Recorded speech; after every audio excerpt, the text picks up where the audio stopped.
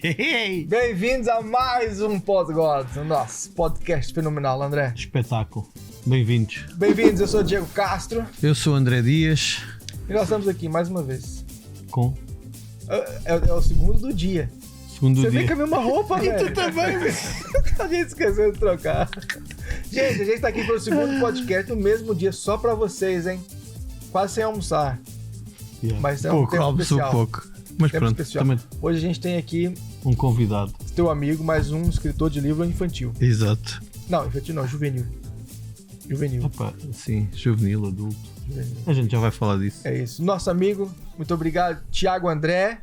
Obrigado pela tua presença. Eu que agradeço. Obrigado. Tá aqui o livro. Bora. Teodoro Sonhador. Quem é o Teodoro? Eu perguntei? Quem é o Teodoro? A gente já vai perguntar. Estão curiosos? A gente já vai saber. Fica aí. Tiago, Aguenta. você escreveu um livro que era para ser infantil e tornou-se juvenil. Isso. Fala Então, com a gente aí do Teodoro. o Teodoro, ele nasceu no fim do ano letivo que eu fiz de escola bíblica lá perto de Roterdão.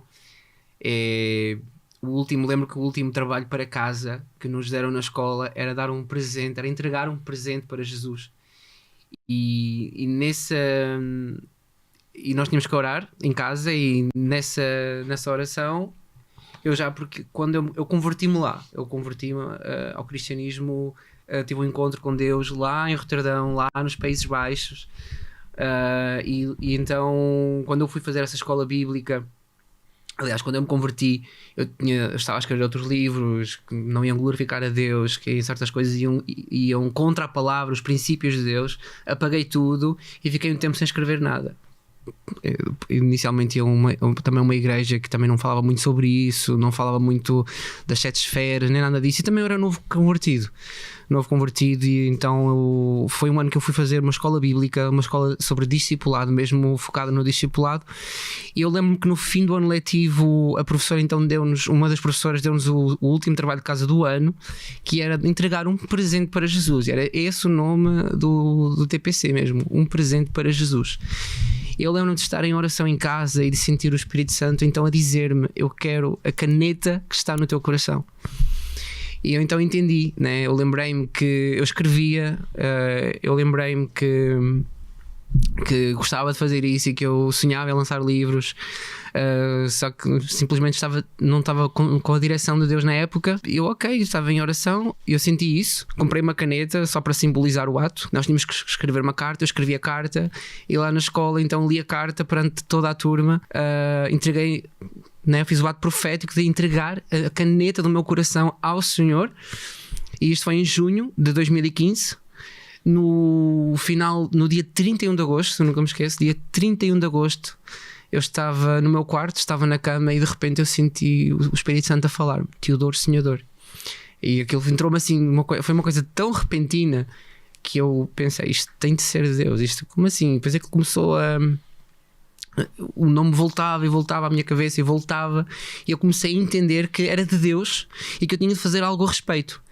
Então eu comecei, eu orei, e depois eu lembrei-me de ir à internet, porque eu nunca tinha ouvido esse nome, Teodoro, sequer também era um nome que eu nem conhecia, e eu fui à internet e fui pesquisar o significado de Teodoro, lembrando que o nome do TPC era presente para Jesus. Aí quando eu fui ver o significado de Teodoro significa literalmente presente de Deus. Uau. E eu fiquei tão impactado que eu entendi que eu tinha de escrever algo baseado neste nome. E este livro, isto são várias histórias, não é? Pelo que eu percebi, aqui dentro não tem só uma. Não, na verdade é um conto que ele foca no rei Teodoro Sonhador, que vai fazer, por causa de um sonho que ele tem, eu posso dizer isto, ele é rei num reino que não prospera, que é um grande deserto, mas que outrora foi o melhor reino daquela terra. E do melhor reino passou ao pior, ao mais miserável, ao mais pobre. E ele vive um reinado muito difícil. E certo, ele tem um sonho, e há uma música naquele sonho. há uma letra que o desperta. Eu posso dizer isto, não é bem um spoiler, mas e a música e a letra da música é uma quadra que diz: és servido, mas não tens a quem servir; és louvado, mas não tens a quem louvar; és adorado, mas não tens quem adorar. Há um reino que tu deves encontrar.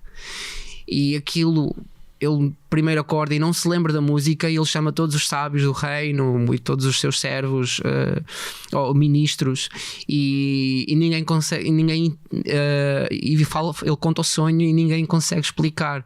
E ele fala de uma música que ele não se lembra da música, até que só há um de origem judaica, o Daniel, coincide um bocadinho, claro, com a Bíblia, mas só o Daniel consegue ter uma resposta. E o Daniel, porque o Daniel teve um encontro com um ser divino que lhe disse que ele tinha de cantar aquela música ao rei. Então o rei, que se tinha esquecido da música, quando ele tem esta conversa com o Daniel canta aquela música. Quando o Daniel canta aquela música, ele lembra-se que era a mesma música. Ele então decide por decreto real que fará uma grande viagem à procura do significado do seu sonho. Então cada capítulo, na verdade, é cada reino que ele vai visitar, até que no fim ele vai regressar. De onde é que vem uma inspiração para escrever um livro assim? Como é que nasceu isso tudo? Pronto, como há bocado até estávamos a falar, inicialmente a ideia era para ser um conto infantil, uma coisa bem curta, mas eu gostei tanto da ideia e comecei a ter tantas ideias, assim, digamos que um brainstorming ou uma chuva de ideias, e eu acabei por querer desenvolver um pouquinho mais a história. E também comecei a pensar num público mais juvenil, adulto, que é o pessoal que gosta de ler. E então eu comecei assim. Eu creio que grande parte foi inspirado mesmo pelo Senhor, e depois também foi ter um pouquinho de... Porque assim, nós, claro, fazemos coisas para Deus, mas também acho que temos que investir na qualidade, em saber sobre o assunto. Tipo, a escrever eu gosto muito de escrever estilo ficção, estilo romance, e isso exige um mínimo de conhecimento de storytelling, por exemplo. Então, quando, por exemplo, já estou a trabalhar, né, noutros livros, vamos falar sobre isso mais tarde, o segundo livro já tem um storytelling mais preparado do que este teve, porque este foi o primeiro, tinha menos experiência. Entretanto, um grande amigo meu também me deu umas dicas de storytelling. E quando vais escrever um livro, principalmente uma ficção, tu sabes o início, tu sabes o fim. Antes de escrever já tens as personagens definidas, tu sabes quem é o vilão, tu sabes porque é que o vilão é vilão, né? Ele não é só mau porque sim, né? E muita gente às vezes vai escrever e a pessoa é má, porque é que ela é má? Não, porque sim, não é porque sim, porque é que a pessoa faz o que faz, há um motivo.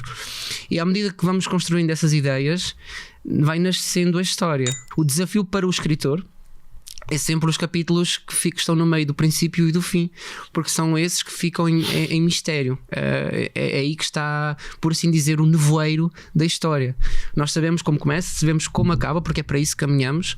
O próprio escrever um livro já é uma jornada em si, porque sabemos que queremos chegar a alcançar aquele fim. E sabemos onde começa e o porquê do livro começar assim. Agora o meio e tudo mais é meio que uma jornada também, que à medida que eu ia escrevendo, eu ia estando em oração, eu estava em oração, eu pedi que Deus me desse inspiração, e era um processo de às vezes estar ali no meu quarto, fechar os olhos, pôr uma música de fundo e começar a ver cenários. E à medida que eu via cenários e eu imaginava, né, que eu via aquilo na minha imaginação, eu então pegava nos cenários e começava a descrevê-los. E foi assim um bocadinho, foi mais ou menos assim que decorreu o escrever deste livro. As histórias que você colocou aqui nesse conto, você foi buscar alguma coisa em você próprio, na tua infância, alguma coisa que você possa ter passado, algumas histórias ou alguns exemplos que podem ter acontecido, alguma coisa do gênero? Eu acho que consigo identificar no Teodoro Sonhador de várias formas. Uma forma é uma das coisas que o Teodoro Sonhador e eu temos em comum, é a questão de ele estar de ele sentir um vazio, o qual eu já conheci. Ele sente um vazio e é isso também que o motiva a viajar. E uma coisa que não é o meu caso, mas que eu consigo identificar-me em parte, é que ele também não é um spoiler, mas que ele é órfão. Então ele ele foi obrigado a reinar cedo e perdeu os pais cedo. Eu, graças a Deus, tenho os meus pais, mas, por exemplo, eu já perdi pessoas da minha família muito cedo, pessoas que me eram muito especiais também, muito próximas, como os meus pais também me são próximos, mas pessoas que participaram da minha educação, que estavam ali quando eu precisava. E o Teodoro Sonhador, então, ele é obrigado a começar a reinar cedo. E de alguma forma eu também fui obrigado a começar a reinar cedo a minha vida, porque eu saí de casa com 18 anos. E eu acho que quando saímos de casa com 18 anos não estamos preparados para nada. Assim como o Teodoro Sonhador inicialmente também não está preparado para lidar com um reino que vive uma grande crise, um grande tempo de miséria. E da mesma forma eu também tive os meus 18 anos com uma grande crise, com um tempo de muita escassez. Um tempo onde inclusive eu soube às vezes o que era passar fome, por assim dizer. Não, cheguei a passar por momentos difíceis mesmo financeiramente. Então assim, eu acho que nesse aspecto identifico muito com o Teodoro Sonhador, de ter sido obrigado a ter responsabilidade muito cedo. E assim, em termos de tua vida e daquilo que tu almejas, como é que uma coisa que eu tenho sempre curiosidade é como é que, pronto, cá em Portugal, como é que uma pessoa tão jovem como tu lança assim um livro, porque isto tem um custo, não é? Tem tudo, tempo, tudo isso que envolve. Como é que consegues financiar-te aí com um projeto destes, não é? Aqui em Portugal? Foi um investimento. Na época estava à procura quando eu voltei eu ainda estava a escrever o livro, ainda estava a finalizar as últimas coisas, a escrever os últimos capítulos, a fazer, né, as revisões que o escritor deve fazer. E eu estava muito desnorteado porque eu nunca tinha lançado um livro, então eu não sabia para que lado me virar. Eu pedi orientação a Deus. Entretanto, na primeira igreja onde eu estive,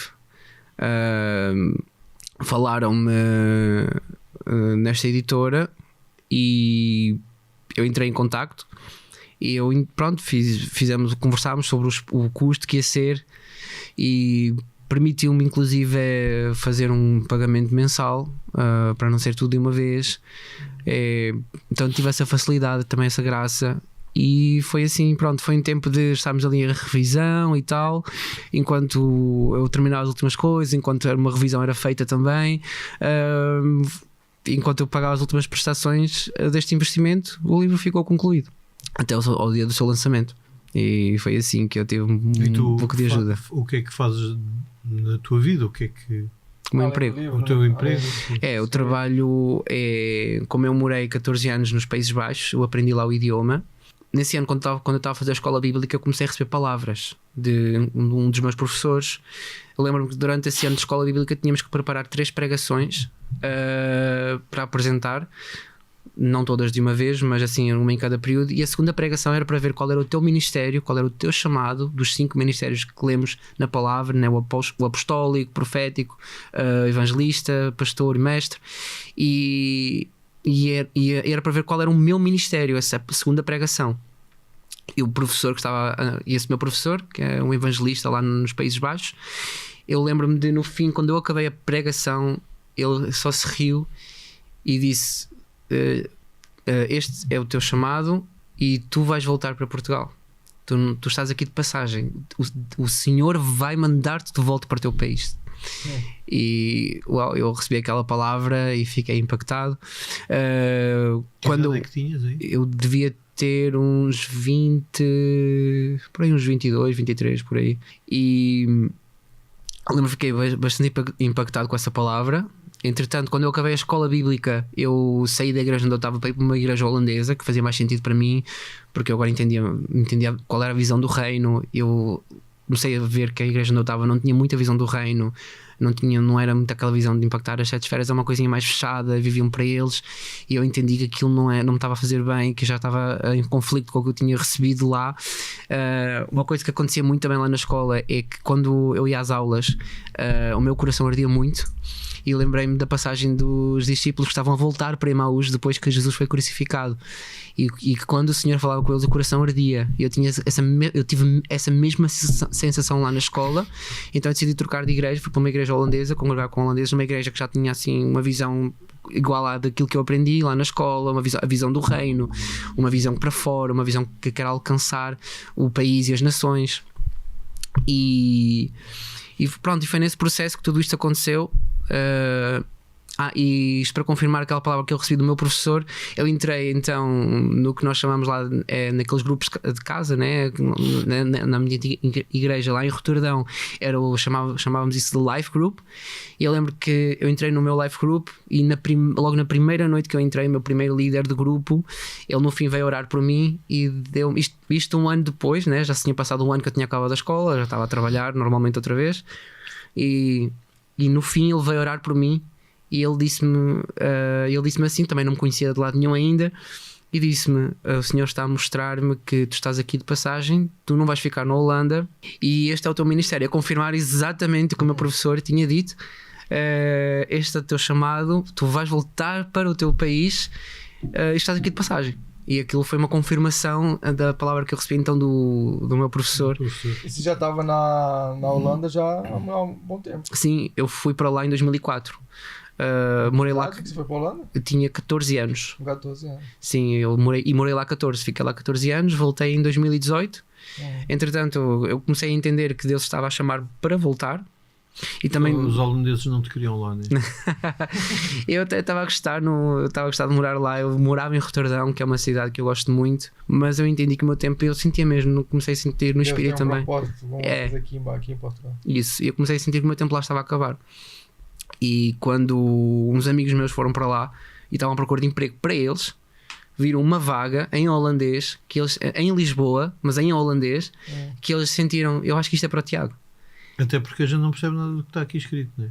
Eles não percebiam nada do que estava lá escrito. Não, sim, eles estavam a entender a vaga, só que eles estavam lá, entenderam que estava lá a pedir mesmo em holandês e Só o Tiago é que sabe isto. Isto é para ele. Não, isto é para ele. Depois eles viram lá que o requisito era falar o idioma holandês. Dutch, não é? É, exato. E então eles passaram-me aquela vaga de emprego que eles tinham achado, e eu primeiramente eu fiquei assim: não. É mesmo para mim, não? É, exatamente, é a primeira pergunta: é mesmo para mim? Eu estou aqui tão bem, será que isto é mesmo de Deus?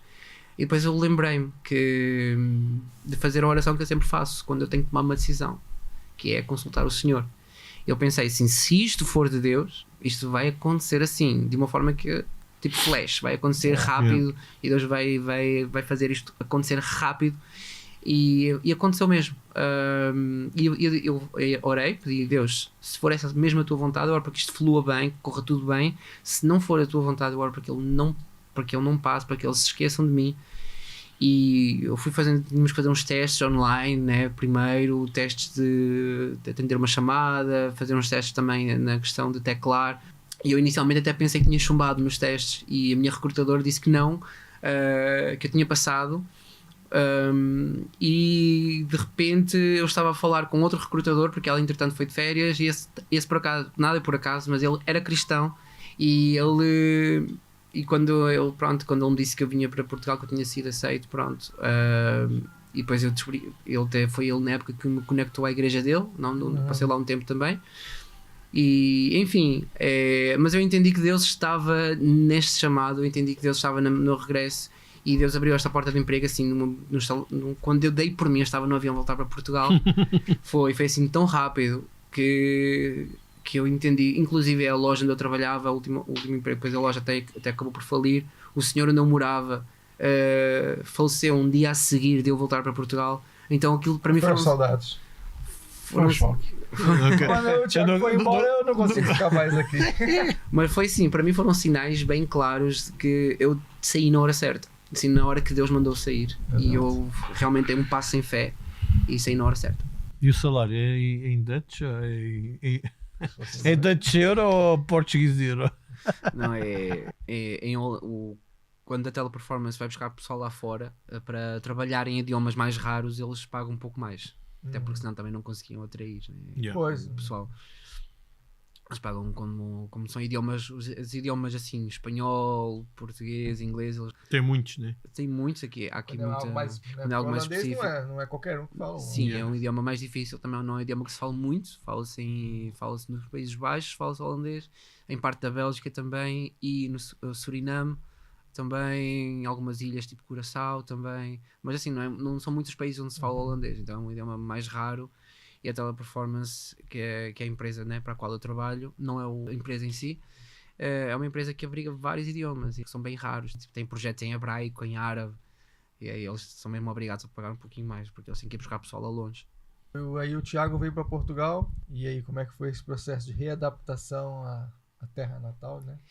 Então, o engraçado, e por isso que eu consegui entender muitos dos meus amigos estrangeiros também, quase todos brasileiros, eu consegui entendê-los porque eu vim para Lisboa. E eu nunca tinha vindo a Lisboa, eu não conhecia Lisboa. Lisboa para mim era um grande ponto de interrogação, porque né, eu saí cedo de Portugal para morar fora, e toda a minha família sempre morou ali perto de Coimbra, íamos muito para a Figueira da Foz, que é a nossa praia predileta, em família, e então eu não tinha muito que procurar em Lisboa, e depois o tempo também passava a correr, nas férias, então, e nós não tirávamos muito, tirávamos assim um tempinho para passear, mas era mais para ir à praia, para estar assim mais a relaxar, e não necessariamente no stress da cidade.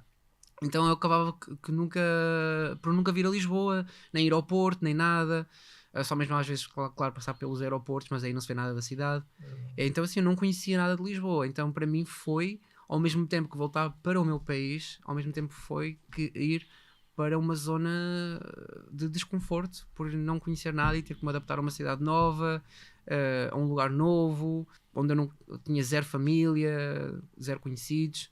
Então assim, em Lisboa comecei a minha vida do zero, literalmente. Em relação ao livro, quanto tempo mais ou menos demora para escrever? Porque eu tive ali a folhear um bocado o livro, tem 350 páginas. Um pouquinho mais, chegou às 400. Quanto tempo demora para escrever um livro? 400 páginas. Se eu tivesse sido mais constante, eu acho que o livro já teria sido acabado há uns anos, se calhar dentro de 1 ou 2 anos. O meu problema é que houve um tempo, pronto, eu na época estava a trabalhar numa loja que demandava muito tempo também, muito de mim, e depois há dias que eu tinha muita inspiração e há dias que eu tinha zero inspiração. Eu sei que uma coisa que eu aprendi no decorrer do livro é e que aí também aprendi com esse erro, é que às vezes cometi o erro de não escrever por não estar inspirado, quando que nem sempre a inspiração vai vir, mas se Deus nos chamar a fazer alguma coisa, nós devemos continuar. É daí que Jesus fala também na palavra sobre a perseverança. Nós devemos perseverar, e às vezes o perseverar vai ser em dias onde não há inspiração, mas é uma questão de ligar o computador. Por acaso este livro até foi, eu não estou a fazer isso agora, mas este livro primeiro escrevi-o todo à mão, porque eu tenho esse gosto de escrever, mesmo desde criança, que eu gosto de agarrar no papel, numa caneta e começar a escrever. Para depois reescrever. Exatamente. E por causa dessa experiência de estar a escrever à mão e a reescrever, os outros livros agora nascem todos no portátil e eu prefiro. Mas este primeiro não me importei, escrevi à mão. E uma das coisas que realmente aprendi a não fazer é parar de escrever por falta de inspiração, porque às vezes o Espírito Santo está à espera de que nós demos o primeiro passo para então ele mandar uma inspiração. E eu, tanto que eu acabei por aprender isso. Mas por conta deste processo todo e do meu emprego na época, depois eles chegaram a aumentar as horas, eu estava a trabalhar muito, tinha às vezes menos folga. Então, por conta disso tudo, eu demorei basicamente 5 anos a concluir este livro. Primeiro, inicialmente era uma história infantil, depois eu acabei por desistir da história infantil, comecei a reescrever tudo o início. Inicialmente o primeiro capítulo, por exemplo, tinha só 3 páginas, de 3 passou a 30, mais ou menos. Então, assim, tudo isso custou bastante tempo e este livro demorou mais ou menos 5 anos para ficar concluído. E já há projetos aí para novos, não é? Há projetos para novos. Já como o Teodoro Sonhador inicialmente era para ser apenas um único livro, entretanto no fim do livro eu comecei a ter novas ideias, aí já estava também a desenvolver melhor as ferramentas de storytelling, comecei a construir personagens novas, comecei a construir cenários novos. Por isso que eu digo, o segundo livro do Teodoro Sonhador, ele já tem toda uma estrutura E quando eu falo uma estrutura, não falo apenas nos personagens, mas falo nos cenários, como são aqueles reinos que ele vai visitar, como estão os palácios, que cores os reis e as rainhas vestem, as personagens vestem. Esses são mesmo detalhes muito importantes na arte do storytelling. E uma coisa que eu aprendi neste processo, e também com boas dicas que eu ganhei de amigos meus que entendem do assunto, que manjam sobre o assunto, é realmente ter toda uma estrutura preparada antes de começar a escrever, que isso é verdadeiramente meio, exato, é meio caminho andado, vai ajudar-te muito a escrever, vai ajudar-te muito a entender porque é que inclusive é uma coisa que às vezes até me esquecia de pôr nas histórias, qual é o hobby, se alguém me perguntasse e quais são os hobbies do personagem X, eu não sabia. Então assim, como escritor, nós devemos conhecer as personagens melhor que ninguém, nós devemos saber até qual é a comida que o personagem gosta, qual é a bebida que o personagem não gosta, qual é o hobby do personagem ou os hobbies do personagem, e tudo isso é importante então estar pré-definido antes de começar a escrever.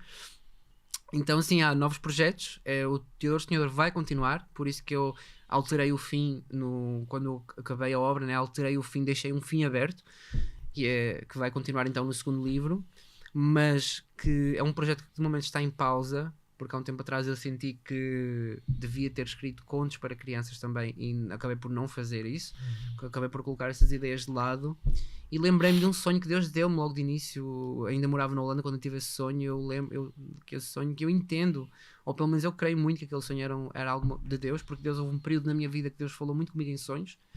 Eu lembro que quando eu tive aquele sonho, aquilo fez muito sentido, né, quando eu comecei a escrever, porque eu sonhei que estava numa espécie de biblioteca, algo assim bem bonito, assim, um lugar bem bonito, assim, não vi com muito detalhe, mas eu lembro que era uma biblioteca bonita e que alguém me dava um baú, e quando eu abria aquele baú eu tirava de lá vários livros, e eu entendi no sonho que era algo infantil e que eu ainda não tinha feito nada com isso, então daí eu agora estar focado no público infantil e comecei a escrever uns contos agora. E vai ter texto, vai ter ilustrações também. Esse aqui não tem, esse é só texto, né? Esse aqui é só texto, por não ser algo tão, por ser algo mais juvenil e tal. Ser tão infantil. Eu contava com a editora, né? Eu também contei com a editora para fazer algumas coisas lá dentro, a nível do visual.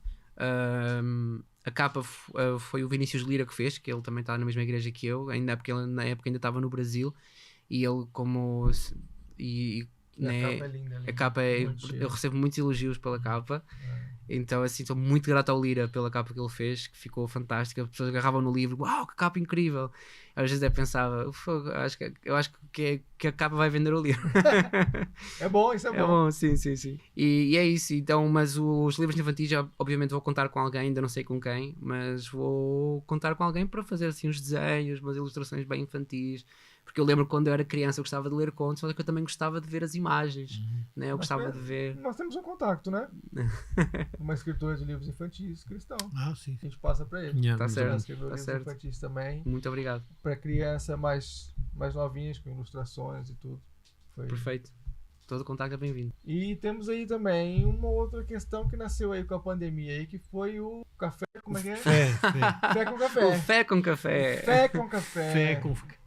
Fé com café. Cara, um cafezinho agora não é nada mal. Né? Ia bem um cafezinho. Ia muito bem. Ia muito bem, né? Eu amo beber café. Se a produção arrumasse um cafezinho, né? Né? Fala nada não. Vou deixar só um sinal assim. Mas o que foi isso? Fé com café? Há bocado estamos até a falar sobre isto em off também. Eu brincava, né? Quando eu estava lá na Holanda, eu brincava. Se um dia fosse apresentadora de um programa de TV, ia ser um fé com café. Tipo, eu gosto de beber café, falar sobre a minha fé. E daí nasceu essa ideia, mas foi uma brincadeira. Assim, inicialmente eu comentei isso com um amigo na época. E eu lembro que quando começou a pandemia, começou toda a gente a fazer lives. E de repente tudo era online. E inicialmente eu pensei, eu não vou fazer, porque está toda a gente a fazer. Então, tipo, quem sou eu? É como vocês falam no Brasil com as piadas. Quem sou eu na fila do pão? Só que, entretanto, aquilo começou a arder no meu coração e eu estava a ler uma palavra que foi até uma palavra que me tocou muito. E eu senti que eu devia fazer alguma coisa com aquela palavra, que é... Lá, acho que em 1 Crónicas 4, é a oração de Jabés. E quando eu estava a ler aquilo, aquilo começou a arder em mim, Deus começou a revelar uma mensagem dentro dessa mensagem, e foi nessa de, ok, vou tentar. Mas por que não? E por que não tentar? Eu orei, pus ali o telemóvel a jeito, assim, tudo claro, muito, muito amador.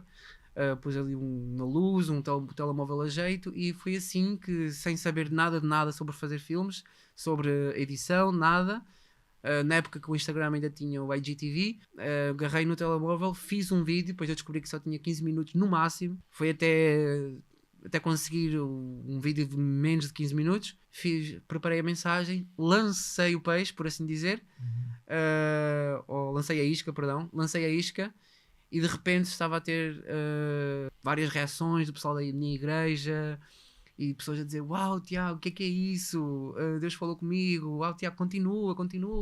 Uau, gostámos, queremos mais.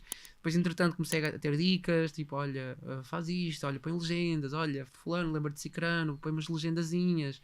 Depois eu comecei então a pesquisar: ok, eu sou muito no que diz respeito à tecnologia. Eu não entendia nada disso, para mim era tudo um mundo por descobrir, e então assim foi muito naquela de amador.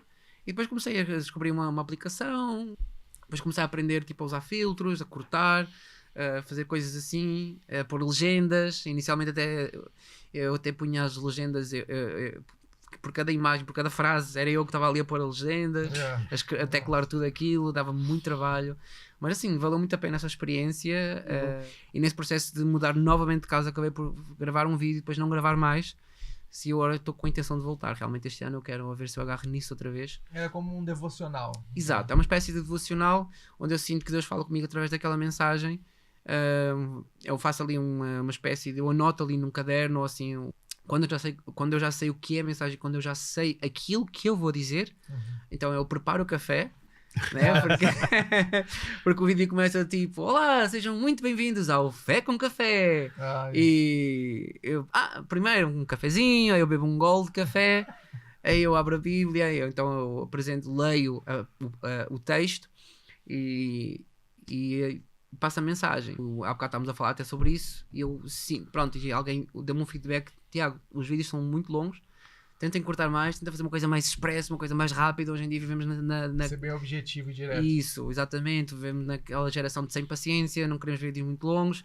Então agora, tanto que o último vídeo que eu fiz, agora vai ser nesse estilo, com uma musiquinha de fundo, assim, uma coisa um pouquinho mais recente também, uma coisa menos soaking, que eu inicialmente usava muito fundos mais soaking, mas agora sim uma coisinha mais recente. Via os meus líderes a fazer vídeos tão bem feitos, com aquele estilo de música de fundo, com aquele estilo de letra, e eu acho que, ok, isto faz mais sentido, é catchy. Claro que o mais importante o mais importante é que seja inspirado por Deus, mas também temos que ver o que é prático, temos que ver o que é que realmente dá certo, e aprender com os outros que estão a fazer bem. Então, olha, ok, eles estão a fazer bem, olha, aquilo é uma letra fixe, aquilo logo fiz uma coisa, ok, para o pessoal hoje está à procura de uma cena mais contemporânea, uma cena mais curta, então eu tenho que me adaptar também um bocadinho ao público que quer ver aquele tipo de vídeos. Olá e sejam muito bem-vindos ao nosso novo episódio de Fé com o nosso cafezinho. Muito bom, temos hoje por tema Somos Barrabás, é isso mesmo, Somos Barrabás, e vamos sem perda de tempo ao Evangelho de Mateus 27, de 21 a 26. Eu lembro que até na época pessoas da minha família que ainda não estavam muito familiarizadas com a fé, que às vezes até viam 1 ou 2 episódios, e sem eu saber eu estava a dar alimento espiritual para pessoas que não iam a uma igreja. Então assim, glória a Deus por isso. Um cafezinho nunca é demais. Nunca. Um cafezinho. Um cafezão? Um cafezão. Ou abatanado, para mim pode ser um abatanado. Sim, os holandeses gostam de beber um café grande. É a diferença, por exemplo, lá na Holanda, que se chegares a um café e pedires um café, eles dão-te um americano. É um abatanado. Eles dão-te um abatanado. Lá o café normal é o abatanado. Aqui em Portugal não. Em Portugal tens que pedir, não, é um abatanado. Exato. Se não, se pedires só um café dão-te uma bica. É isso. E tu sentes-te mais holandês ou mais português agora? É uma pergunta interessante. Porque eu vi que tu lá na Holanda... Então... Sim, é uma pergunta interessante. Certa vez eu estava em Lisboa no metro e reparei que na estação de Saldanha está lá uma citação de Sócrates. Acho que é de Sócrates, se não estou em erro, agora já não me lembro, mas acho que era Sócrates, mas era algo do género: não sou nem grego nem ateniense, eu sou do mundo. E uma coisa que um amigo meu também me disse, que faz todo o sentido, que ele também é imigrante lá nos Países Baixos, ele é brasileiro, de São Paulo, e ele imigrou para lá. E ele disse: a partir do momento que vais para outro país, tu nunca mais vais ser 100%, no meu caso, nunca mais eu vou ser 100% português, ou seja, eu nunca mais vou conseguir ser 100% como os portugueses que nunca saíram do país, mas também nunca vou ser holandês 100%, porque eu não nasci lá e, querendo ou não, nunca vou, sei lá, ter aquela mentalidade genuína holandesa igual à de um holandês que sempre viveu naquele país cuja realidade sempre foi aquela. Então, assim, meio que há uma divisão em mim, assim como acho que em todo o estrangeiro também, de uma mistura de país de origem com uma mistura de país que me acolheu. Então, por exemplo, em certas coisas eu sou muito holandês, em certas coisas eu sou muito, por exemplo, os holandeses são muito questão de pontuação, por exemplo, questão de tempo. Eu, por exemplo, é um povo extremamente pontual, onde, por exemplo, chegar atrasado é uma ofensa. Tipo, lá não existe essa de eu estou a sair de casa e quando eu, na verdade, eu ainda estou a preparar-me. Tipo, isso lá é considerado mesmo uma ofensa. Então, assim, é um povo extremamente pontual e, claro, podem haver imprevistos. Se eu sei que, por exemplo, hoje eu não vou conseguir chegar a esse horário ali à estação de Sintra, então, mas eu aviso eu aviso com antecedência e eu sou verdadeiro com as coisas com as coisas que eu tenho marcadas e nesse aspecto eu sou muito holandês. A questão da pontualidade, por exemplo, a questão de querer certas coisas assim muito certinhas. Eu penso assim também. Quando somos imigrantes no país, temos que nos adaptar muito à cultura deles, abraçar muito a cultura do país que nos acolheu e respeitar muito esses limites de, ok, eu não estou no meu país, eles aqui fazem as coisas, ok, aqui o jantar é às 5, 6 da tarde, se calhar adapto-me a este horário. Eles aqui, por exemplo, bebem um café grande, ok, vou num café grande. Agora estou assim a dar exemplos de coisas assim mais pequenas, mas eu acho que isso é muito importante também para ter esse respeito pela cultura, e isso acaba por, a longo prazo, que foi o meu caso, acaba por nos influenciar e nos transformar e mudar certas coisas em nós. É um bocado isso. Então eu obviamente sinto-me português, mas em certas coisas eu sou um bocadinho, às vezes, por exemplo, estou em casa, apetece-me comer uma coisa que só na Holanda, por exemplo, e epá, isso agora é só quando me mandar vir ou quando for lá. Né? Há coisas que felizmente hoje em dia até dá para comprar online, mas há coisas que é só mesmo quando for lá. Pois. E está tudo bem. Aí quando voltou para Portugal, voltou com vinho, bacalhau e batata. Com certeza. Cozida à portuguesa. Cozida à É portuguesa. melhor não falar disso. Agora estou em Portugal, Cafezinho. agora é português. Exatamente. Lá depois, né, depois é moeda contrária. Ok, agora voltei para o meu país de origem, agora vou ter que me adaptar novamente ao estilo de vida daqui. Sim, tipo, claro, jantar mais tarde, sentido. sair um pouquinho mais de casa, porque aqui temos um tempo melhor, aqui temos mais sol, andar um bocadinho mais na rua, comer outras coisas que eu lá também deixei de comer. Sim, a questão da comida é uma coisa que nos prende, por um lado, né, porque nós habituamos àquilo. E depois cada vez que nos mudamos temos que mudar os nossos hábitos alimentares. E sentimos isso. Mas pronto, e de qualquer forma então tive que me readaptar novamente a este estilo de vida aqui. E nós comemos comida quente 2 vezes por dia. Nos Países Baixos eles só comem comida quente ao jantar, que é aquela, é tipo, a refeição do dia é aquela. O que é que os gajos comem Mas eles ao comem almoço? cedo. Eles comem cedo. Pão? Eles comem muito à base de sandes. À base de sandes, Não dá. assim. Tristeza. Não vou para É, lá. é. Os dinamarqueses é ao contrário. Os gajos comem ao almoço, comem refeição quente, depois às 6 da tarde dão-te pão. Ia pão. E- Não. Ainda por cima é aquele pão Tem que ser preto. quentinho, café Lá da os manhã, gajos também almoço, usam jantar. aquele pão preto, aquele pão escuro ou não? Lá. Também. Isso Os para mim- gajos lá na Dinamarca é só daquilo. Isso para mim foi uma grande decepção quando eu cheguei lá, Yeah. que eu vi que eu tinha de comer sandes ao almoço e a minha mãe inicialmente, ela não fazia por mal, mas ela ia tipo, aos supermercados, comprava aquele pão de forma mais barato, que não sabia a nada. Aquilo para mim foi um sacrifício mesmo, autêntico. Às vezes, quando eu me apanhava com mais dinheiro, eu ia à cantina da escola e comprava sandes que eles lá faziam. Pelo menos era uma coisa mais composta, mais apresentável. Tipo, os holandeses gostam muito do que eles chamam de pãozinho saudável, entre aspas, que é um pão que eles fazem com salada, com tomate, com fiambre, queijo, e é isso. E às vezes põe mussarela ou qualquer coisa assim. É como se fosse uma baguete. Sim, mas bem composta e pronto. E às vezes quando eu me via com dinheiro, eu acabava por comprar coisas na escola e as sandes que eu trazia de casa voltavam para casa. Nossa. Mas eu falando agora, para escrever um livro para uma faixa etária tão pequena, Uhum. que se distrai com tanta coisa hoje em dia, Como é que é ter uma inspiração ou escrever de forma a atrair a atenção assim, né? Para reter a atenção dela? Sim, eu reconheço que hoje em dia, mas eu dou graças a Deus que em Portugal lê-se muito. Graças a Deus, às vezes nós até entramos em comboios e ainda vejo pessoas a ler nos comboios. Mas eu sei que é uma realidade que está aos poucos a ser transformada. Noutros países eu vejo, por exemplo, isso, eu vejo que cada vez se lê menos e infelizmente é uma realidade que em certos países realmente acontece, principalmente os jovens lerem menos, estarem mais no TikTok, no telemóvel, enfim. Há mais distração. Há mais distração hoje em dia, exatamente. Mas eu acredito que, em primeiro lugar, eu acredito, e a minha oração sempre foi que o Espírito Santo guiasse, né, este livro às pessoas certas, assim, às pessoas que realmente vão querer ler, vão entender a mensagem, vão empolgar-se com a mensagem. Então, mas acho que o desafio para mim como escritor é tornar o livro interessante, não só com o conto em si, mas, por exemplo, eu sou detalhista, eu tenho pessoas que já me disseram, aliás, uma das minhas irmãs está a ler o livro e ela disse-me, olha, uau, tu tens olho para o detalhe, tu descreves, tu descreves os portões do palácio e é material X e é imagem tal. Os detalhes. Exatamente, e esses detalhes, e eu, por exemplo, sou alguém que eu também gosto disso. Quando eu estou a ler, eu gosto de saber, ok, estou a ler sobre, sei lá, o fulano está no carro, ok, mas qual é o carro? Qual é a cor do carro? Qual é o ambiente do carro? Será que é aquele cheirinho a carro novo, não é porque o carro não tem aquele cheirinho? Ou será que é aquele cheirinho a carro velho?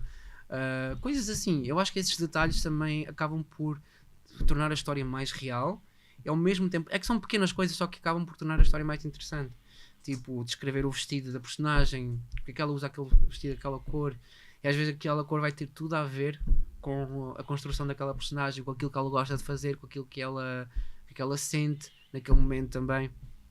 Então acho que tudo isso acaba por tornar, e claro, descrever sempre a paisagem, onde é que aquela pessoa está, onde é que aquela personagem está, é um lugar agradável, é um lugar desagradável. Eu acho que a própria descrição do ambiente também ajuda a pessoa a colocar-se, porque eu quando leio, eu meio que me sinto, eu gosto de entrar na história. Exato. Eu gosto de entra no mundo, isso. Começa a viajar na história. Exatamente. E a imaginar tudo que está a passar ali. Exatamente. É como quando eu vejo uma série que eu gosto muito daquela série, é um filme.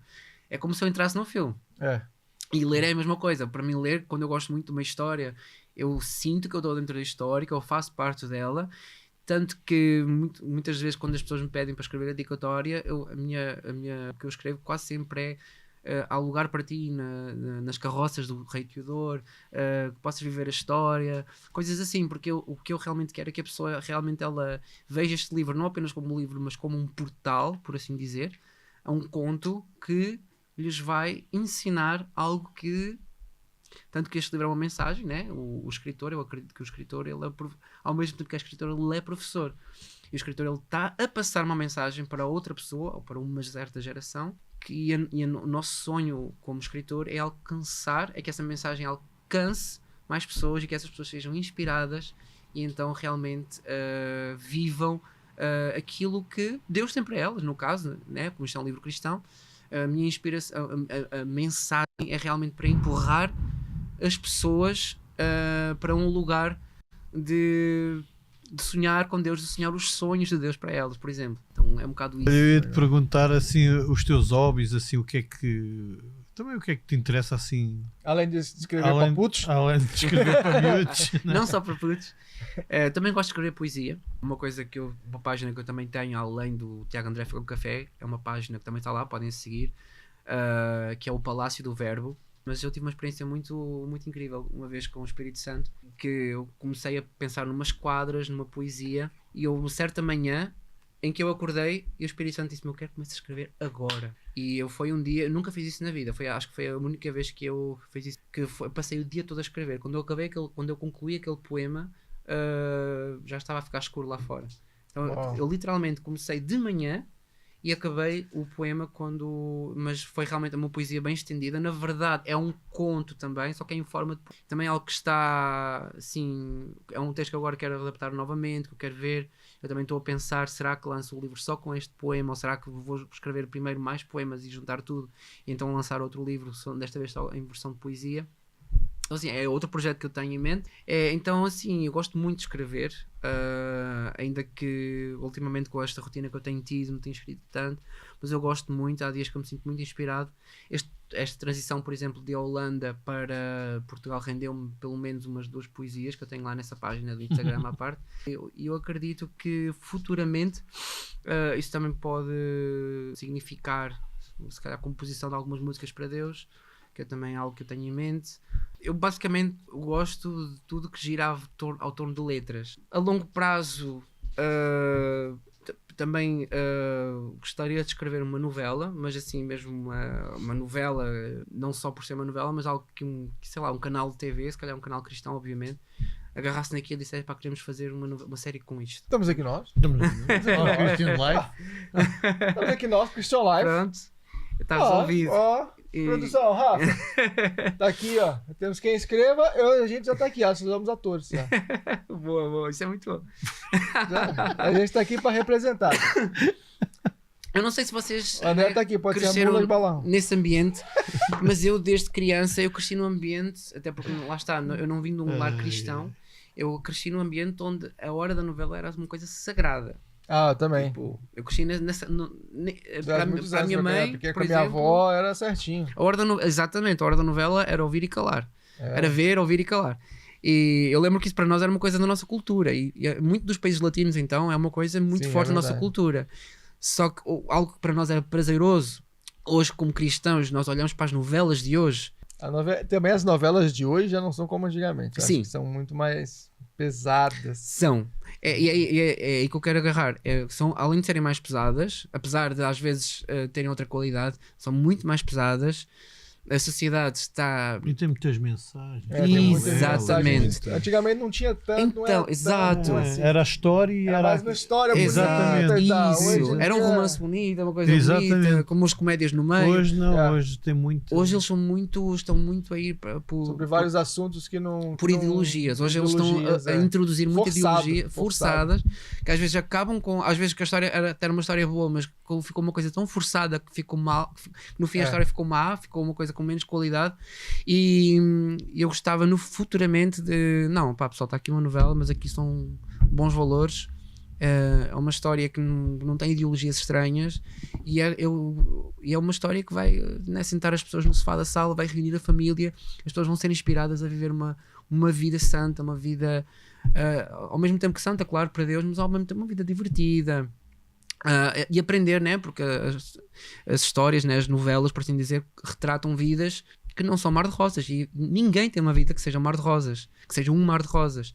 Então a ideia de agarrar em assuntos reais, claro, obviamente, portanto que eu tenho muito hábito de escrever mais estilo fantasia, ficção, mas eu quero desafiar-me, e tenho também algo em mente, mas isso é lá mais para a frente, quando tiver mais experiência. Eu quero desafiar-me a escrever algo mais realista, mas que agarre em assuntos reais, que não só os cristãos, mas como as pessoas no mundo vivem hoje em dia. Por exemplo, em 2020 ficámos todos confinados. Isso só desse ano há muito por contar. O mundo vive uma grande transformação que dá para escrever não sei quantas histórias, dá para escrever não sei quantas realidades. Então a ideia de agarrar naquilo, dar glória a Deus através de histórias, através de testemunhos de como Deus transformou vidas em épocas difíceis, agarrar em temas, né, complicados da sociedade e agarrar em testemunhos reais e mostrar através de histórias que, sei lá, hoje em dia vivemos todos gritam lá fora que tu hoje podes ser o que tu quiseres. Tu hoje, se quiseres, és homem, mas se calhar, se quiseres ser mulher, podes ser mulher. Eu quero agarrar em histórias assim e onde Deus entra, porque há testemunhos reais onde pessoas viviam assim, mas onde Deus tiveram encontros com Deus, entenderam que exatamente foram transformados, entenderam que aquilo não era um caminho que agradava a Deus e que começaram então a aprender o caminho da renúncia, né? O caminho de seguir a Cristo, de carregar a sua cruz e de levar tudo para Deus. E então esse tipo de histórias, que são histórias bem atuais, é o tipo de temas que um dia quero agarrar e transformar isso em novelas e, né, quem sabe uma produção como a Christian Live, agarrar naquilo, bora fazer uma novela. Bora. E fica já aqui o convite. Escreva que a gente arranja os atores e atrizes. Perfeito. Tu queres ser ator? E mulas e tudo que tu queres ser ovelha, a gente arranja. Muito bom. A história da Bíblia já está escrita, amigo. Não, Isso mas é. agora vai ser a história Não daqueles precisa- que vivem a Bíblia. Uhum. Tá aí, ó. Tá Sobre vendo? isso. Isso Histórias aqui é atuais. isso. Histórias atuais. Atuais, exatamente. Histórias atuais. Já não precisa da mula. Não. Tá, nem mula. Agora a gente usa. Ixi, olha, ele falou aqueles que querem ser o que quiser. Tem gente aí que quer ser Não, cachorro, tu podes fazer assim. quer ser um monte de coisa muito estranha. Ator que vira assim coisa. Olha, eu já fui quase Meio isso. esquisito. Quase isso, hein? Quase isso. Tiago, a gente tem um momento aqui no nosso PodGod, um momento muito especial. O mais Pode ou não especial. pode? Pode ou não pode? Para mim é. Pode ou não pode? É o nosso Curioso. momento pode ou não pode. Pode ou A não gente faz pode, algumas God. perguntas muito Não é? sérias, perguntas muito inspiradas, né? É muito inspirado, sim. Em que a sua resposta Aliás, é eu tive quase Pode 5 ou não anos pode? para escrever estas perguntas. todas. 5 anos. Foi Sim, mais sim. ao mesmo tempo que Com o esse- livro. Estás a ver? Vá.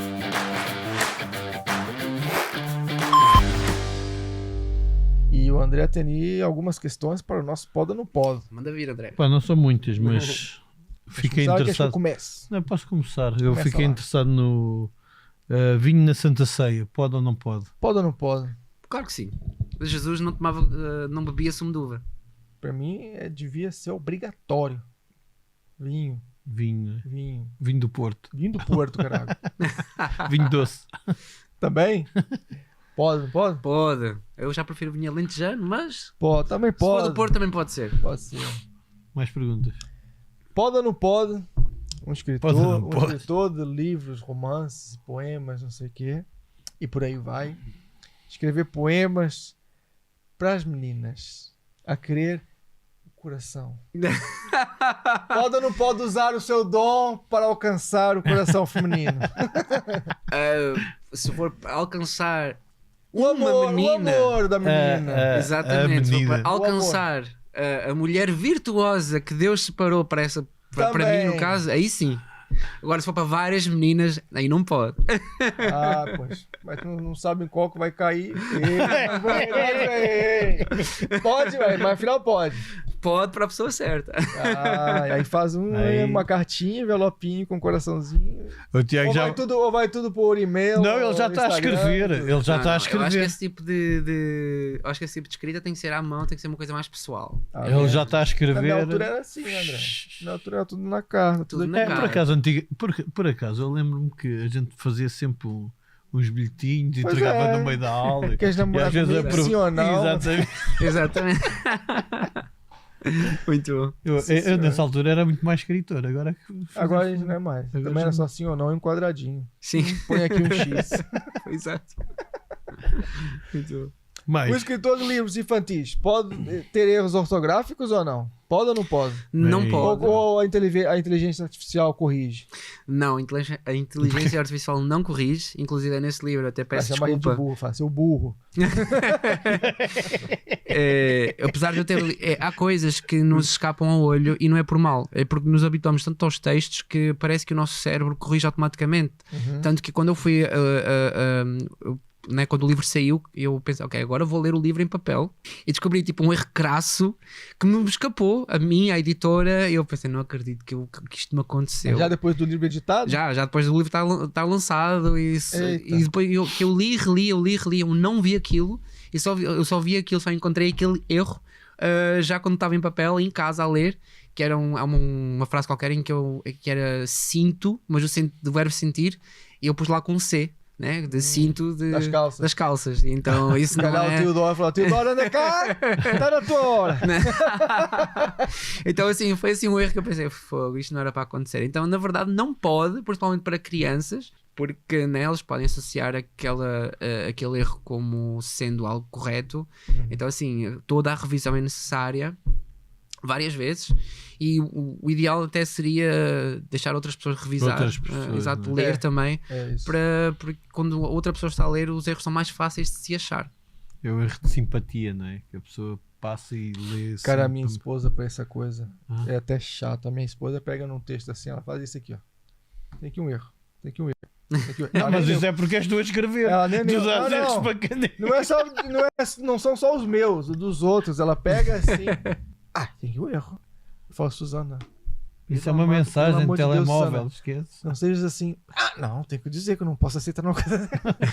Eu fico assim, tá, velho. Chama cá a pessoa. Tem um olho pra erros ortográficos assim que eu fico assim. Eu também tenho. Como é que é também possível? tenho. E isso é uma coisa que, por exemplo, eu vejo muita gente a escrever no Instagram, por exemplo, Isso te dá coceira? Tem gente que fala assim. não, tipo, escrever trás do verbo trazer, mas com AIS, que eu fico, não, pessoal, não, o verbo trazer, o trás com AIS é uma localização, está atrás, aí é com A e com E, exato. Agora, trás do verbo trazer é com A, Z e sem acento no A. Então, assim, eu vejo essas coisas e eu fico, mesmo em holandês, tipo, eu acho que como eu já fui para lá mais tarde, há coisas que ficaram muito fortes, muito gravadas na minha memória, certas regras da gramática e certas formas de escrever certas coisas. E, por exemplo, há erros que eu vejo, até muitos holandeses a cometer, e eu sendo estrangeiro sei que aquilo não se escreve assim. Pessoal, isto é uma coisa básica, pá, isso não se escreve assim. Então eu tenho um bocadinho isso, mas eu sou muito de letras. Eu, por exemplo, o meu problema é com números. Eu não sei fazer contas de cabeça, por exemplo. 1 mais 1 para 3 são 3. Diz? 1 mais 1 são 3. Não, eu sei que é 2. Se bem que há pessoas que discordam hoje em dia, mas Hoje em dia tá. Hoje está tudo Já lixado. está tudo baralhado. Está tudo complicado. Se não for o Espírito Santo, não for Deus, nossa Meu vida, está Deus, lixado. é verdade, é verdade. Pode ou não pode? Os pais hoje em dia inspirar os filhos a lerem livros. Hoje há tanta computador, telemóveis, tanta distração que o livro às vezes fica à parte. Digo isso para minha filha. Um Natal ou 2 atrás, ela pediu 7 livros. Era uma enciclopédia lá de o Harry Potter, não? Não era o Harry Potter, era um monte de livros lá. 7. Pediu ao tio, ao avô, ao vizinho, toda a gente leu o livro. Até hoje ela só leu um. Aí outro dia foi no aniversário. Não, cara, aquele livro, pai. Você vai querer, eu te dou um livro depois que você lê os outros 6. Tá lá no teu quarto. Então é assim, pode ou não pode os pais, as escolas, as famílias inspirarem os sobrinhos, todos eles, a lerem mais livros. Não só pode, como devem. E agora até quero acrescentar alguma coisa aí, não para te expor, mas uma coisa que eu aprendo muito é que os filhos copiam muito os pais. E eu acredito que se os pais tiverem um hábito de leitura constante, que aquilo vai gerar neles uma vontade também de desenvolver, exatamente. No meu caso, eu acredito muito que foi Deus que me deu esse gosto desde criança, porque os meus pais não eram muito chegados a ler. Nem meu pai nem a minha mãe. Mas eu tinha, por exemplo, a minha madrinha, que Deus tem, ela era alguém que me comprava muitos livros quando era criança. Então, se eu tinha muitos contos para ler em casa, em criança, era também por conta de presentes que eu ganhava, assim, no Natal ou até no aniversário. E a minha madrinha, ela sempre gostava de dar esse tipo de presentes, coisas, algo que fosse desenvolver mais o meu lado cultural, a minha leitura. E eu lembro-me que ainda tenho memórias afetivas com isso. Quando eu ia de férias, também gostava de ler banda desenhada, aquelas famosas bandas desenhadas do Tio Patinhas. Isso era muito legal. Era muito fixe. Hoje em dia é muito difícil. Gostava dos sim, Irmãos Metralha. Era muito fixe. Do Zero. Era muito Gostava fixe. do Soldado Zero. Já é uma personagem. Aí eu também li algumas também. Era muito Então Deus na minha vida acabou por usar pessoas que foram chave na minha vida, pessoas que foram muito queridas, e momentos, para mim, momentos de lazer, tipo de férias, de estar em família, para me dar um certo gostinho a ler. E inclusive até ganhei uma Bíblia, assim, né? Eu nunca tive uma Bíblia para crianças, tive uma Bíblia mesmo normal, aquele português antigo e tudo. Mas eu ganhei um carinho tão grande pelaquela Bíblia que eu depois até comecei a ler. Por isso que quando mais tarde na minha juventude, quando eu decidi viver um tempo em rebeldia contra, né, afastar-me das coisas de Deus, eu acredito muito aquelas palavras que eu li em criança na Bíblia, aquilo ficou muito em mim.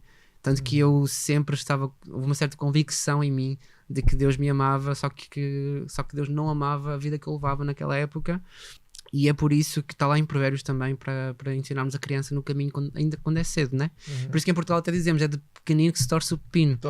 Exatamente por isso. E então por isso que eu acho que os pais podem e devem, sim, motivar os filhos a ler o mais cedo possível, principalmente, né, se for um lado cristão, também a ter histórias bíblicas, porque aqueles princípios, né, divinos que nós temos, aquilo vai crescer com a criança e aquilo vai ficar na criança, como ficou em mim, sem os meus pais fazerem muito por isso que eu digo, no meu caso foi mesmo o Espírito Santo que arranjou forma de eu ganhar aquela Bíblia, de eu começar a ler aquilo e aquilo impactou-me de tal forma. Eu lembro que em criança eu amava os livros que eu mais amava ler na Bíblia, era Gênesis e Êxodo, eram os que eu mais lia, até porque depois chegava a Números, Levítico e perdia-me todo, ficava meses sem ler outra vez. Exatamente. Exatamente, então eu não tinha aquele entendimento ainda, e também não tinha ninguém que me ensinasse em casa sobre a Bíblia, então para mim eu pensava, então é para começar tem que ser em Gênesis, só que depois eu ficava Estava sempre a começar, eu estava sempre a começar, mas por incrível que pareça essas palavras ficaram muito em mim. Essas palavras para mim foram uma espécie de torre forte quando eu precisava, às vezes quando eu passava muitos momentos difíceis da minha juventude que eu passei, eu às vezes sabia ajoelhar-me e orar a Deus graças às experiências que eu tive em criança, e também na catequese, né, com os catecismos, né, que tínhamos. Eu vim de um lar católico, eu tive catequese, mas querendo ou não a minha catequese foi muito virada para Jesus, e eu tinha aqueles livros também da catequese, e lá estava, voltando à história dos livros, aqueles livros inspiraram muito a amar Jesus. Muito bom. E esse foi o nosso momento, pode ou não pode? Não foi nada, faltou a pergunta. Você tem mais perguntas? Aquela mais séria. Faz lá essa pergunta, André. Tu não queres, mas eu tenho de fazer. Faz a pergunta. Toda a gente que está nos assistindo já sabe qual é essa pergunta, de certeza. Mas ele não sabe. Ele não sabe. Mas É uma pergunta que foi inspirada pelo Teodoro. Pizza com ananás, pode ou não pode? Eita, essa é polémica. Eu comi pizza hoje no almoço. Tinha ananás? Não. Tinha lá, eu ia escolher, eu lembrei do André, falei, não vou pôr. Pá, eu vou dizer não pode, porquê? Apesar de eu já ter comido pizza com ananás, mas eu vou dizer não pode porque eu fiz um teste de ADN há uns tempos atrás e eu descobri que eu tenho 7% italiano em mim também. Quando eu descobri isso, deixei de partir esparguete, comecei a evitar pizza com ananás. E ketchup. Exatamente. Partias a esparguete? Então, muita gente... Como é que é? Quando vais no prato, Isso é outra, meu. Não, Tenho de incluir essa também, meu. Isso é um erro crasso. Não, é um erro crasso, mas muita gente da minha família a fazer esparguete fazia isso para facilitar, para facilitar a hora de... na cozedura. Isso eu acho que isso tem. Não partir a esparguete. Está lá em heresias 6.6. Não partireis a esparguete. É a mesma coisa que misturar gasosa no vinho. Isso aí já estamos a... No vinho tinto. Não, mas isso aí já é... Qual é o meu raciocínio por detrás disso? Nós somos portugueses. Uma coisa típica de Portugal. Um doce, pastel de nata. Agora, imagina, chega alguém de fora e decide pôr ananás no pastel de nata. É logo corrido. Né? Vai já de vela. Exatamente. É que vai já de vela. Vai já de vela. Pronto, então é esse o meu raciocínio agora. É como comer francesinha sem molho. Exatamente. Não é proibido. Mas eu, se fosse num restaurante, tirava. Falava, não, aqui não, vai embora. Vai comer salada. Não quer molho. Desculpa lá. Vai a outro restaurante. Vai ao outro lado. Aqui é com molho e muito. Exatamente. Se não tiver no molho, não é francesinha. Se você for na Itália pedir uma pizza e colocar ketchup, tu és expulso. Exatamente. Sim, bem. Ainda de vez.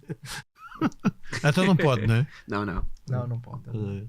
Agora sim, foi o nosso momento. E agora sim. Foi o nosso momento foda no patrocinado por. Pois é, estamos à espera de mais patrocínios pro nosso podcast aqui, gente. A gente patrocina a gente aí, patrocina a Christian Life aí. Nos ajude a chegar mais longe. E a gente aqui, ó, 2 bonitos desses, vocês não querem patrocinar? Chega junto aí, manda mensagem. Eu quero vos patrocinar. Eu quero o coitado do Diego e o coitado do André sendo patrocinado pela minha empresa. Mas acho que a Christian Live tinha 2 patrocínios. Pois tinha, mas não mandaram. Era pra gente falar. Já se esqueceu. E eu vou ver aqui. O Rafa mandou. Temos aqui 2. São os patrocinadores da Christian Life. Fala aí. Eu vou dizer um, você diz o outro. Peraí. Os nossos agradecimentos. A quem? Eu vou falar o primeiro, você fala o segundo. Tá bem, calma. Tô te esperando, André. Não estava preparado. Abre isso aí, André. Um dos nossos patrocinadores. Isso é espetacular. A gente tá ficando chique demais. O primeiro tem um nome bonito. Tem. Believer Service. Olha que nome bonito. Believer Service. Brutal. Believer. É uma empresa de remodelação profissional de interiores. Você que tem seu interior desfeito, precisa de uma... Desfeito. Entra na minha casa. Na minha vida. Seu interior não tá tão bem, homem ou mulher, ou sua casa não tá tão bem, entre em contato com a Believer Service e seu interior será todo remodelado. Believer Service é o nosso patrocinador. O patrocinador da Christian Life fará o seu interior muito mais bonito. Inspirado pelo Espírito O Santo. dela, Com certeza. Amém. o apartamento e a própria pessoa. E a própria pessoa. É 2 em 1. 2 em 1, é assim que Deus faz.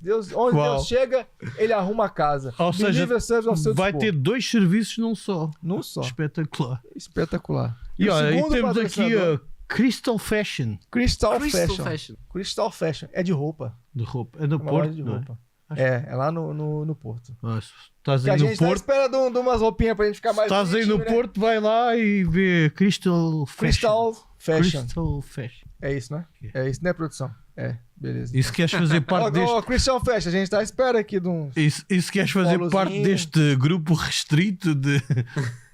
É especial. Se houver espaço para a sua empresa, a gente coloca aqui. Se houver espaço. Ó, podes pôr o... Corra. Ó, podes pôr um logo aqui no copo, estás a ver que este copo é branco, podes pôr um logo, a gente vai mostrar aqui. É, ó, gente, manda uma canequinha para patrocinar a gente aí, ó. A produção, eles estão levando o nosso orçamento para outro lado, André. Não pode ser. Exato. Não pode ser. Nem café, nem... Não pode ser. Tenho que começar a trazer uma cápsula no bolso. Vamos trazer uma cápsula no bolso aqui, ó. Não vou dizer as marcas aqui. Não. Não. Não vou dizer as marcas da Bond, nem Cical, não vou Não, dizer não. aqui para patrocinar a gente. É de alta, essas coisas assim. E foi o nosso momento, pode ou não pode? Pode ou não pode? Patrocinado. Patrocinado. É isso aí. Muito. Muito bom, muito bom. Tiago André, eu sei que há planos aí de fazer mais livros. Esse aí já tá lançado. Já está lançado. E só pedindo mais inspiração para Deus. Agora, exatamente, pedir mais inspiração e deixar de procrastinar também. Deixar de procrastinar. Esse aí é um problema crasso. Hoje em dia é, infelizmente. O problema hoje em dia é que as pessoas caem numa rotina e se não forem intencionais em guardar tempo, em separar tempo Uhum. para fazer as coisas que Deus nos pede, acabamos por falhar nisso. É Então verdade. tem que ser mais intencional, estou a aprender ainda também. A rotina, o dia a dia já é tão cansativo. Também és né? jovem, Pesado. tens muito tempo para Sim. escrever. Solteiro? Sim. Ah, não. Solteiro, gajo. Tá com quantos anos, Tiago? Mas espera aí. 25, Oh. 26 anos? Oh, criei eu. Mas espera aí, ele está. Qual é a igreja? Zion, né? É da Zion. Eu- Zion. Da Zion O Church. Zion, Church. o pessoal está a casar assim, ó. Ah, é? Agora Só tá vejo é o pessoal a casar lá. Não Na sei. Zion está Casa. ali uma unção de casamento. Está uma unção de casamento ali. Vai lá, bebe água que eles estão bebendo. cara. Está uma unção de Fala assim, casamento. onde você tá buscando essa água aí? Eu vou pedir ao pessoal para orar por mim. Está lá Pois é, uma pô. unção que aquilo é. Pois Tudo- tá- Não, sabe por quê? Haja pastores para casar Eles aquela malta toda. Eles perceberam que Jesus tá voltando e que ó, É ó, isso, é eu isso, está acho- na hora, pessoal. tá na hora, viu, Thiago? Eu acho que o Eduardo deve estar a pensar nisso. Oh, vamos começar a... Vai acabar assim. A partir Não, do- temos de ungir pastores para casar esta malta. Ele falou assim, ó, daqui um ano aqui, quem não tiver casado não vai entrar não, hein? Não vai entrar não. Muito bom. Está uma Pois é. unção lá. É uma unção, Forte. exatamente. A gente já casou há muito tempo, a gente já tem Já. filho, já tem tudo. A gente só falta escrever o livro. Plantar árvore eu já plantei, você já plantou? É. Já. Na Então escola. Falta só escrever um livro, Na então. escola. Falta só escrever um livro. Falta só escolher o livro. A gente, no final, a gente tá no nosso momento profético, Prophet moment. que é o nosso present. Present. Nosso momento profético, que é o convidado anterior, a gente pede para trazer um presente. Uhum. Como ele trouxe um livro também. O que poderia ser? Um não, dois. 2 livros. Dois. Um é meu, o outro é seu. E até te queimo apanhar. Que é o convidado anterior, traz um presente profético para a pessoa que vem a seguir. Onde é que está o presente? Que aparecerá assim do nada, assim, por aqui. Deixa eu ver onde é que tá. Ó! Apareceu. Hã? Apareceu. Espetacular. Esse é o teu presente profético Uau. do nosso convidado anterior. Ixi. Podes Você pode- mostrar, podes ver. Acho que tem uma palavrinha podes atrás ler. também. Você pode ler para nós aí no microfone, para toda a gente saber. Este é o meu presente profético, que é assim um barco, uma âncora, está no mar, algumas nuvens, e o versículo que está aqui é Hebreus 6:19. Temos essa esperança como âncora da alma, firme e segura, a qual adentra o santuário interior, por trás do véu. E aqui Jesus, muito bom. Uau, glória a Deus. Está... Espero que não tenha nenhum erro ortográfico. Não. Não, está ótimo, está muito fixe, pessoal, está muito fixe, não sei quem fez. Faz sentido aí Bem essa ilustrado palavra para até, ti. tá um Está desenho muito bem legal. ilustrado, está muito fixe, vou guardar isto com muito carinho. Faz muito sentido, uau, é Eu lembro. Pode ser uma inspiração para um dos temas ou uma das mensagens do livro. Uma capa, talvez. Uma capa. Eu sinto que este ano realmente, e faz sentido, acho que faz muito sentido. Eu sinto que este ano é um ano onde realmente eu estou a ter novos desafios. E assim, é bom lembrar que Jesus está connosco no barco, que Jesus está comigo no barco e que eu não estou sozinho nestes desafios. E é interessante ter recebido isto, porque eu já recebi uma vez uma carta também profética e nessa carta alguém me deu, tipo, Tiago, estava a orar por ti, eu quando orava por ti só me vinha à mente uma música infantil que há aqui no Brasil, que é aquela música do barquinho, agora não me estou a lembrar. João, Tiago, isso. Não sei que coloca mais alguém no barquinho. É, exatamente. Mais alguém no barquinho. Eu acho engraçado, tipo, lembrei-me disso agora, quando eu vi esta ilustração, lembrei-me, uau, é muito engraçado, porque faz muito sentido com essa palavra que eu recebi. E realmente uma coisa que eu tenho passado por temporadas onde realmente eu tive, porque uma coisa é nós dizermos da boca para fora, Jesus é a minha âncora, Jesus é o meu tudo, eu acredito em Jesus. Só que eu às vezes tomei decisões que demonstraram que ele afinal não era a minha âncora. Já tive essas decisões, né? Arrependi-me disso, obviamente. Então isto para mim é uma boa recordação, uma boa lembrança de que ele é a minha âncora e de que ele está comigo, e nestes novos desafios que agora se apresentam, que é ele que me está a guiar e que eu só posso olhar para ele. E tem sido mesmo a minha oração, tipo, Deus, eu quero aprender a priorizar Deus, a presença de Deus, e a viver, eu quero viver aquilo que Deus tem para mim. Tipo, tem sido a minha oração, tem tudo a ver com esta ilustração, né? Porque o mar é um espaço de fé, né? Estamos dependentes ali no barco, estamos dependentes do que Deus vai fazer para seguir em frente. E estamos ali, meio que presos, entre aspas. Porque há momentos no mar em que Jesus pode ser a âncora, mas há momentos que ele também pode ser a vela do teu barco. Exatamente. Para que você continue. Exatamente. E quem está no barco depende do vento, que é aqui as nuvens, depende da direção do mar, do vento e da âncora. Esses três elementos são muito importantes, e é realmente uma ilustração que demonstra que devemos viver pela fé, e como está escrito em Hebreus 11:6, sem fé é impossível agradar a Deus. Amém. E a âncora está levantada, ou seja, está pronto para zarpar. Exato. E também faz sentido isso, agora está bem lembrado, porque eu tenho recebido também palavras em que eu agora estou a entrar numa temporada nova, que faz todo sentido. Então assim, esta ilustração faz todo o sentido para esta temporada que eu estou a viver. Amém. E que vem aí uma futura esposa. Vamos aqui, mais uma vez. Tiago André, muito obrigado pela sua presença aqui no nosso queridíssimo Pod Gods. Muito obrigado aí. O programa mais especial da Christian Life, que é esse podcast. Sem dúvida alguma. Sem dúvida. Já somos dois a concordar. Somos a maioria. Tá dois, o Espírito Santo tá aqui entre nós. Só posso agradecer o convite. E muito obrigado mais uma vez por tudo. Obrigado. Muito obrigado. Nós deixaremos aí na vinheta aí o nome do livro, página do Instagram do Tiago, para que possam entrar em contato, pedir informações do livro. Pedir o livro. E muito obrigado mais uma vez. Obrigado eu. Foi um grande prazer estar convosco. Deus te abençoe nos teus novos projetos também. Igualmente, vocês também. André, até a próxima. Até a próxima. E que vem o próximo. Até a próxima e que vem o próximo. A gente já tá cansado. Daqui a 2 meses. Até a próxima. Um abraço para vocês. Deus nos abençoe. Um abraço, pessoal.